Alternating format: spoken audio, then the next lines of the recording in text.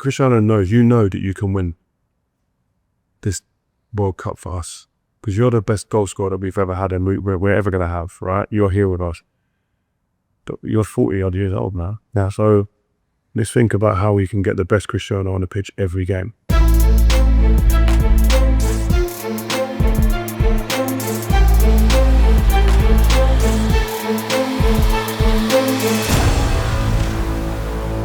Hello and welcome to the Majlis podcast, powered by Koora Break.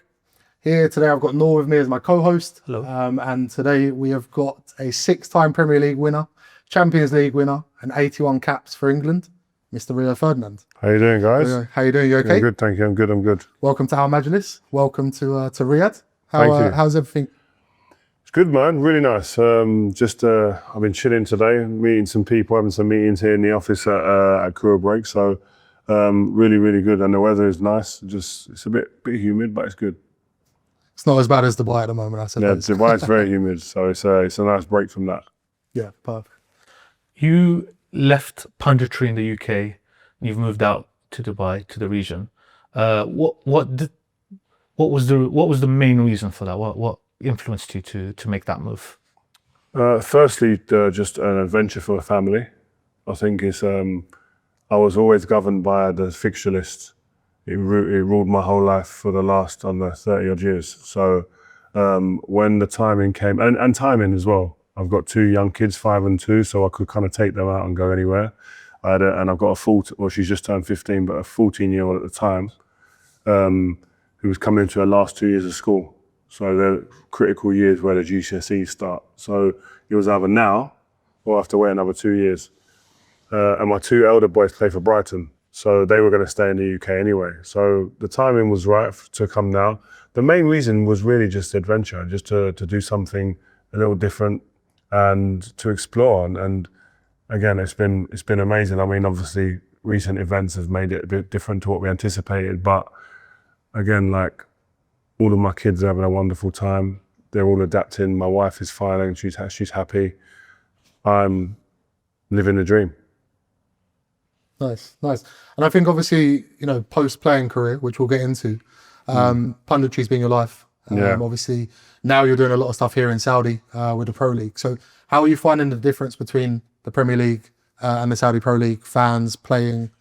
Yeah, again, this is all a great new experience. And I've been fortunate enough to be doing punditry in 2 of the best competitions on the planet, in the Champions League and in the Premier League through TNT. And I've had a wonderful time doing that.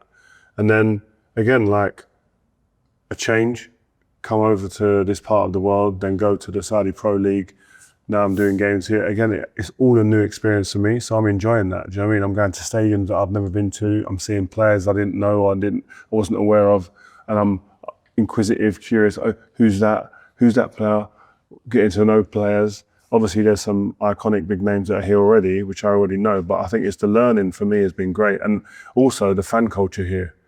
Like the games that I've been fortunate enough to go to, the fan culture has been It's crazy. Yeah. And again, I'm almost like reporting back to the Western world in that, guys, there is other people that like football as well. There are people that actually are crazy as us as well, or even crazier sometimes. So it's been really a good experience in that sense. It's just to see what it's really like here, because I think there's a lot of people reporting that haven't actually put their feet on the ground here. And they're really giving an opinion on something they've never experienced. So it's good that I can help shape maybe that conversation through experiences. And you've been about 18 months, 2 years now. How have you seen the standard change in the Saudi Pro League? Yeah, I think, listen, that was one of the things that surprised me. So I've got a football agency that I own as well. So obviously there's players that will ask questions. What's it like there? Inquiring about potential maybe to go there. And there's a lot of guys who assume that it's going to be an easy ride. And I went to the Al Hilal against Al Nassr game. And the quality of the game and the football, I was like, there's a lot of players that think they could come here and play. I think they would struggle. Not just because of the quality of the football, which is good, but also the conditions here, like the heat. Do you know what I mean? Like the different times of the day they're going to have to train. They're going to have to adapt to a whole new, different way of approaching a football match. So it's not going to be as easy as many people think. And I think there's been players that have come here, they're big names. They're not playing. Struggled, yeah. They're struggling. So it's not all rosy in terms of thinking you can come here and play and be a top player here just because you've done well where you are. Yeah. And I think also you mentioned there about like the fan culture as well, right? In Al Hilal versus Al Nassr is a game I've been lucky enough to attend. And, you know, fan-wise, it's crazy, man. You wouldn't see in the UK, right? Yeah, it's mad. It's the passion. I think that's the thing that surprised me the most. When I moved here 4.5 years ago, the first thing I said to my wife and to the company I moved with is, look, football is a big thing for me. I'm a Chelsea fan by trade, so it was more the case of I need to still go and watch some football. And you know, and the passion, and I think that was the thing that really attracted me to now being involved in the sports world in Saudi and knowing what's coming with the World Cup and Asian Cup, which again is a smaller, lesser tournament for people in the Western world, but over here, huge here, it's a huge thing. And I think that's really important. And without the loutish elements that you see in Western football, like it's more like a family-driven kind of.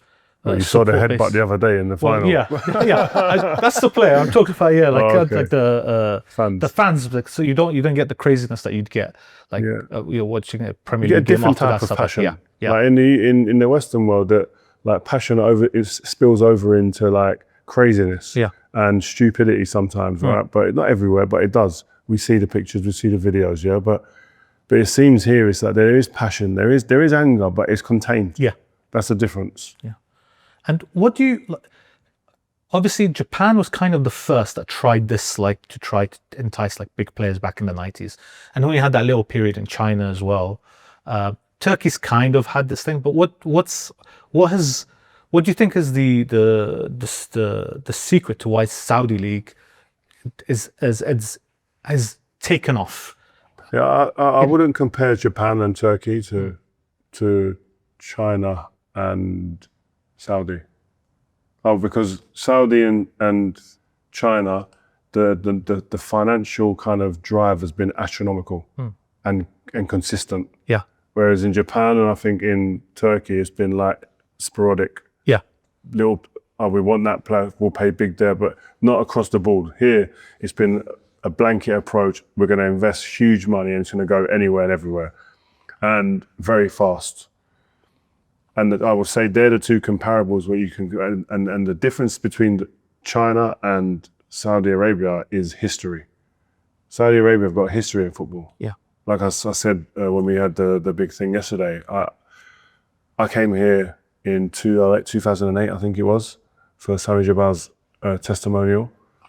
It was a full stadium. I couldn't believe it. Like, this is all them years ago. Like, I was like, how is it? We were just confused. Like, because we didn't know what to expect. Yeah. And I didn't expect a full stadium. But then when you talk to people, when we were at the stadium after the game, they said, nah, these guys, they're crazy. Their stadiums are full for a lot of the games here. Not all the games, but they're steeped in the history of football. Yeah. Whereas China never was. So that makes me think that there's a sustainability to this here in Saudi, not from a financial perspective of spending crazy money for the next 30, 40 years, but I don't believe that just because they spent money that football's going to fall away. Yeah. And do you think, obviously, again, like your playing career was spent in the UK, but do you think if he was a modern day player now, and you was in the top of the game, elite player, but do you think an opportunity like Saudi would interest you as an elite player now? I think it will depend on the project. Yeah. I think if I was 22 years old, I hadn't won anything and I was still just trying to find my way in the UK, I probably wouldn't, and I had the potential to be a top player in my mind, if my dream was to be a top player in the Premier League, I want to fulfill that. Yeah. Or wherever I was. But if I'd won some stuff and I was 26, 27, and I've gone, I've won the Premier League, I've won a Champions League or whatever. Yeah. And the project was an enticing project, and I liked the look of the manager and the sound of the club. I would definitely entertain it. And I can't sit here and lie. I think the financial package that the people are getting as well, they open people's eyes. Yeah. So that added to the whole project and what that looks like and where I would be in my career would be a big defining factor, and that would be dependent on that really. Yeah. If after the Champions League final win. Yeah.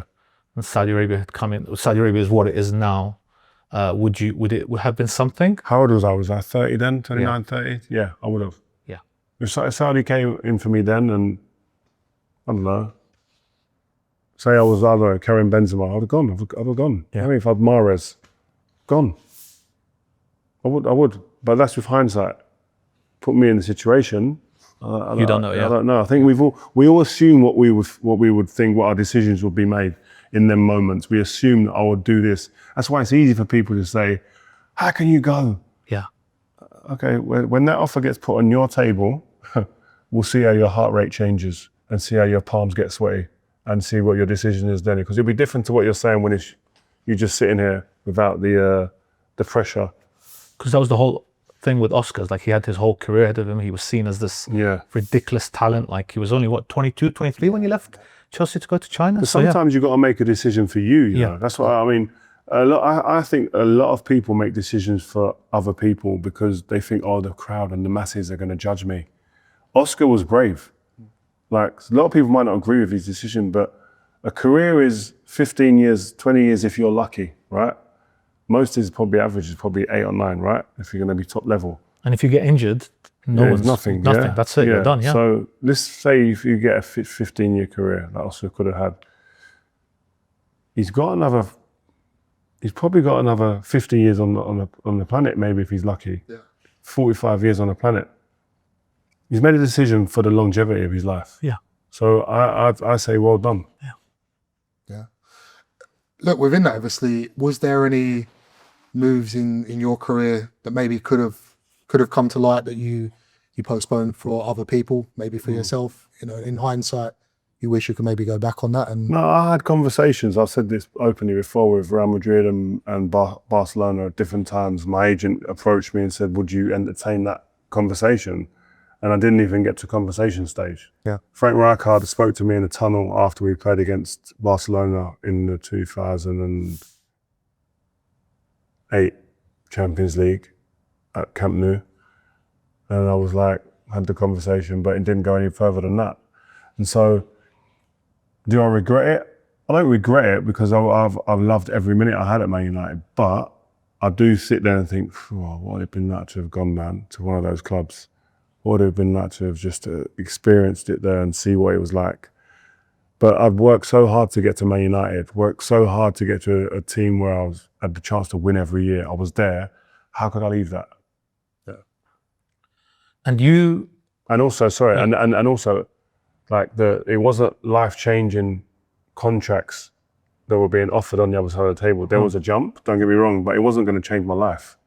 So it wasn't even, on that side of things as well, it wasn't a decision I needed to think about too hard. And when it comes to your retirement, you obviously you left United, moved to QPR. With your season at QPR, do you think you should have retired a year early, or did you think that you still? Or I think it's like a boxer who has one more fight too many. I think it's the love of the game. I love the game. I wasn't in my mind ready. My body should have retired probably 2 years before that, but in your mind it's just like, I can't let go. It's football. I love it. So, but the thing is, my wife was ill, so I had offers to go like to Qatar, to the States, from multiple teams from different countries, but I could only go to London because my wife was ill. Yeah. If I was going to continue playing, and then QPR came, Harry Redknapp, the manager I started playing with at West Ham. It's a great way to finish, maybe, and it made sense in that way. But when I was there after a couple of months, I was like, my body's like saying no, but my head was saying yes. I think that's a big difference. Like, again, obviously, it's probably not looked into too much, but you know, the people around you, the teams that you've played in some excellent teams with some excellent players. Obviously, one of them now being in the Saudi Pro League in Ronaldo. But you know, that gives you an extra edge. You're walking into training every day. You know you're playing against these people Monday to Friday. So it probably makes Saturdays a little bit easier.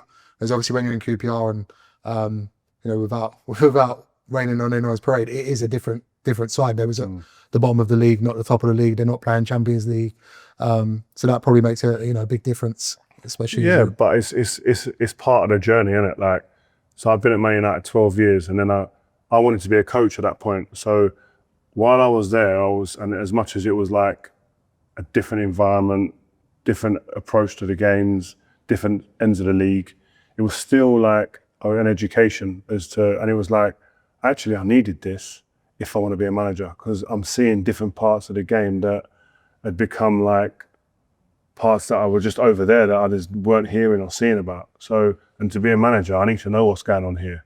So QPR enabled me to go there and see those different aspects that would have, I think, prepared me better to become a coach or a manager. Do you think that had any influence on you not becoming a manager? No. No, because it's just only because my wife passed away that I didn't become a manager. Because my kind of life had to change in terms for my children and stuff. So that's the only reason. Yeah. And now, speaking of family, your sons are playing for Brighton. What advice do you offer? Do you give them, and how does their youth development compare to how your youth development was? First, I try to be a dad first. That's always one of the things I lead with is I don't want to be one of those overbearing parents who's trying to live their dream through their kids and being overpowering and being unbearable to deal with. But then they're very fortunate is that they get clips of their games. So I can watch their games, watch their bits and their best bits, their bad bits, and then I just talk to them about it. And yeah, obviously I've got the experience of playing, so I know what I'm talking about. So it's probably an easier conversation as a parent to talk to your son who's trying to become a footballer, and they listen a bit more now at this age, which is good. But and they come to me for advice, and I like it like that, where they'll ask me like, I'm having a bit of an issue with this, Dad. What do you think? And it's good to have that conversation. I love it. So I could talk for hours about that stuff, but again, I have to control my input because I don't want to be that guy. As a dad, oh, you've got to do, and I don't put pressure on them. If you don't become a footballer, that's life. But don't not become a footballer through not working hard enough.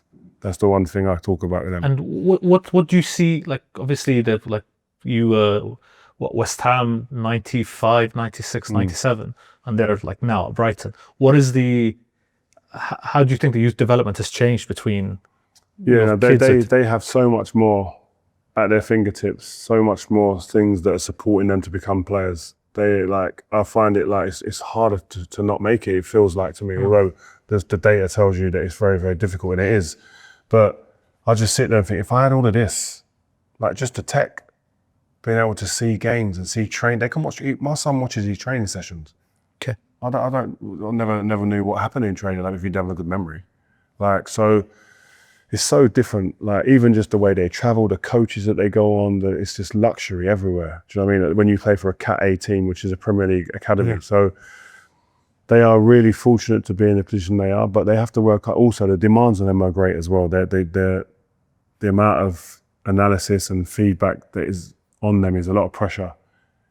And again, on one hand, it's great to have all that tech, but on the other hand, it takes the passion out of like the freedom. The passion, no, it just takes there's no days off. Yeah. Can't hide. Yeah. Like I could have a day where I just go through a session and just like, so I don't feel right, or it's just ain't happening today. I could just get through the session. No one really knows. But there's now 10 analysis guys that are checking how many times you made runs, how many times you got the ball, past completion. This is training. Yeah. Like, so, and then it's like, well, what happened to you today? Yesterday you was off it. I never had that. It was just like, it was an eye test, the manager, but his eyes are on 100 other things. Yeah. So I could get away with it. Now it's just, there's no getting away from it. So there's a lot of good that comes with the tech, but also for the players, the pressure it gives them is huge. And do you think actually like, with that, as great as it is to have all of this technology and the stats and things like that, but actually there's players that you would have played with in the youth academy that you would say they was destined to make it, but they didn't for whatever reason. And there might be people now that they're training, they haven't done enough runs and for the last week, and the manager subconsciously starts thinking, are they not putting the effort in? Are they not ready to be a professional footballer? So do you think it has a big effect on potentially some of the people that will miss out on? I think it can work both ways. Look, there could be players that the manager looks at and just goes, his body language doesn't look like he's running, and that could just be set in the manager's mind now for the next 2 years while in a youth level while he's coaching that player. But now, that player could look lethargic and look a little bit lazy, but the data's saying he's making as many runs as anyone else in the team in his position. So it can work both ways. Do you know what I mean? And then sometimes you can manipulate the tech and the data to suit your argument. So there's many ways it can work, but I think it's, again, if it's used in the right way, technology, along with the eye test and the human smell of things, then I think it's a great addition to the game. But again, it's about players. I say to my son, don't become obsessed with it. Yeah. Like, don't let it rule your life that you haven't made enough runs or you haven't made enough complete passes completed, etc. It shouldn't be in your mind or your psyche while you're playing football. And that's the problem. I think there's a lot of young kids, it becomes like, I have to hit that number. Yeah. Is there a danger of it being too much tech in football? No, I just feel, like I said, I think it's the way that it's used. If it's used in the right way, then no. I think that we're probably in danger of like becoming like the NBA and NFL in terms of like judgment of players or accolades given to players based on just stats. Football's not stats. Like basketball and NFL are really stop-start games compared to football in many respects. And football's about flow and about momentum and about rhythm. Like, and sometimes that, like, when you're watching a game, the stats can say one thing, but it doesn't tell you the whole story. So to judge a player based on just stats sometimes is very, very, I think, is quite an immature way of looking at it. I think you've got someone like Lamine Yamal or Elise now is in great form. They could give the ball away, like, I don't know, say they can have a 70%, 75% pass completion rate. In today's rate, everyone goes, wow, they're miles off it. But they've set up 2 goals. Yeah. That's the argument with Bruno. I mean, Bruno Fernandes is a great gives example. away the ball, but like his goals. I was with Ryan Giggs the other day on my podcast, and he said something really interesting. He said that I was brought up that if I've got the ball 10 times and I give it away 8 times, you can't lose confidence because there's 2 more opportunities to go and have a go at it. And those 2 times, I might create a chance or score a goal. Yeah. So no one's I'm not thinking about the 8 times that I lost the ball because I've actually impacted the game. But I don't think we're coaching kids to think like that now. We're coaching the opposite. We need you to have 90% pass completion rate and play a little bit safe. Yeah. Just keep the ball, let's keep it. Well, where's the risk, man? I pay to watch football to see risk. I pay to watch football to see Ronaldinho take liberties. Yeah. Neymar do crazy stuff. R9 to sit a goalkeeper down. Baggio to do crazy like this is what I pay to watch football for. I give 90 minutes of my time on a given day to be excited at some point in that game. I don't want tepid side to side football. But my data is telling me 90% completion rate though. Do you think if Carrick could come in earlier, do you think United would be close to the title? No, that's like so much ifs and buts. But I think Man United and the players and the fans have to be delighted to be where they are now, given that when Carrick took over, Man United were, I think, 15th. Yeah. Man United have had 13 games under Carrick in the Premier League and have won 9 games. If someone had said that when Mark Carrick took over, you would have bit his arm off and said, please, thank you, I'll take that. And that's what makes me a bit frustrated with like certain people in the media, especially like, oh, yeah, but he's not, the team aren't playing well. They're not functioning. They're not playing, like beggars can't be choosers. Yeah. Like, just remember where we were. Like, the grass isn't always greener. Like, there's got to be realism with this sometimes. He's doing 2 things that we were desperate for a manager to do. He's winning games and he's making our players play in their position and play football to a level that we expect from them more often than not. The playing style can be improved, yes, and all that stuff, yeah, all right. But that's long term. Like, give the man some time. You can't do everything at once. Going into the World Cup, who do you think will come up trumps? I think Spain will be there because I think they're the best footballing team in the world, and in that heat, they can nullify anyone and beat anybody. Portugal have got a great set of players as well, but I do think it's going to be a big. It hinges on how the manager manages the big players in that team as well. I think Ronaldo's going to have a big say on what goes on in it for Portugal as well. But I think if the manager manages him right, I don't think you can play Ronaldo every minute of every game in a tournament. If the manager has the conversation with Cristiano and delivers it with the right tone to Cristiano, because I'll be speaking to Cristiano like this. Cristiano knows, you know that you can win this World Cup for us because you're the best goal scorer that we've ever had and we're ever going to have, right? You're here with us. You're 40 odd years old now. Yeah. So let's think about how we can get the best Cristiano on the pitch every game. And that might be from the bench some games. It might be starting and he wears them down and we bring someone else on to finish it off, or vice versa. Or he can be the one that comes on. Because listen, if I'm a defender in that heat and it's a quarter-final, semi-final or final, and at 70 minutes or 65 minutes, I see Cristiano Ronaldo warming up. Yes, not exactly. even coming on. Yeah. If I see him warming up, I'm looking over and going, when's he coming on? Yeah. Like, I might forget about the guy who's on the pitch, he might score. And then Cristiano comes on and finishes me off. That's how I'll be thinking. And I think that's how they've got to think as a squad and as a management and as a staff for Cristiano, because I think like there's no one better if the ball finishes it lands in the box. Who do you want to finish that chance? It is Cristiano. Yeah.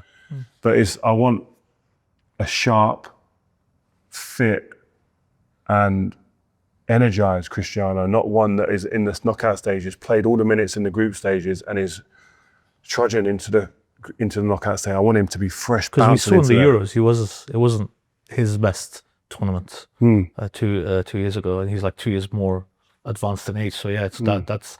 But you bring him on with 20 minutes to go in the heat. It could change everything. Yeah. But I see clips now of goals that he scores or chances that he creates through his movement. His movement's still up there. If you put the best number 9s in the game right now and you just put it down to movement to get on the end of a chance, he's going to be one of your first picks because his movement is a joke. It's crazy.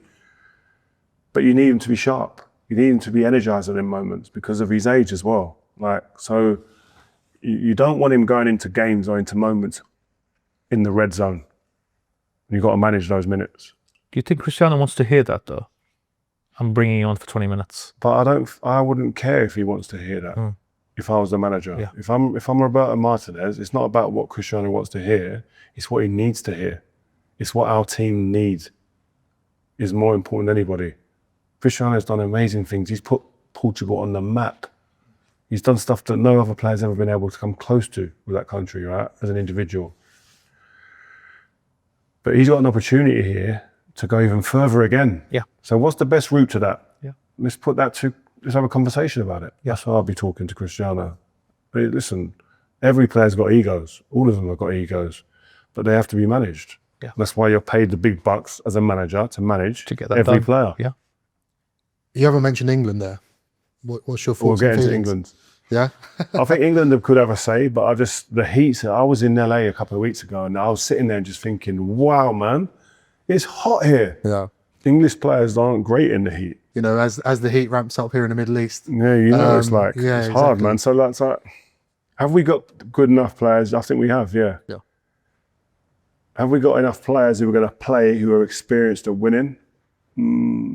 Maybe by then we might have, because Kane now knows how to win. Whoever plays left, I don't know. Bellingham won the Champions League and stuff. Reece James has won the Champions League. Gay might have won the league. Yeah. I mean, so the players that smelt win know how to get it done. I think we've got a manager that if we get in a position to win, we'll go for it. Yeah. That could be our difference this tournament. We had a manager last time, and I hugely respect Gareth Southgate because he's got England to positions that my era never got near to. You know, so I think that's what excites me from an England fan standpoint. But I also don't want to, because I agree with you. I think the heat, the teams that will be able to deal with that. I mean, even Brazil. We haven't mentioned Brazil. They are, equipped to be able to handle the heat conditions, the conditions of what they're walking into, and again have a great manager in someone like Ancelotti, who has won Champions Leagues and knows what he's doing. But this is probably the first World Cup since I've started to watch football that it doesn't look like a Brazil team. It's not like Also, that we've not even mentioned Argentina, who won it. won it, like, They're the holders. Like this is probably the most open World Cup I've seen for a long time. There's no outright favourite. There's no one that we're sitting there going, they're going to win it. Look at it, missed too easy for them. Do you know what I mean? France and Spain probably most likely, and then it's but, probably look, Brazil haven't been Brazil that I grew up watching for years. Yeah. So they've got issues there. Rodrigo's been injured. He's injured. I think he's a huge player. They have that. Who's going to be their outright number 9? Do you know what I mean? We've gone into tournaments with Brazil R9. Yeah.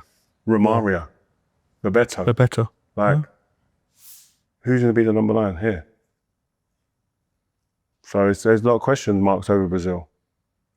Yeah, absolutely. Rio, thank you for your time today. Noel, thanks for joining. Thank you, Also, Kenny. been an Thank you. absolute pleasure and a great way to kick off the new series of our Majlis. Thanks for watching and listening. Please subscribe to Koora Break to get more episodes in the future. Ma salama.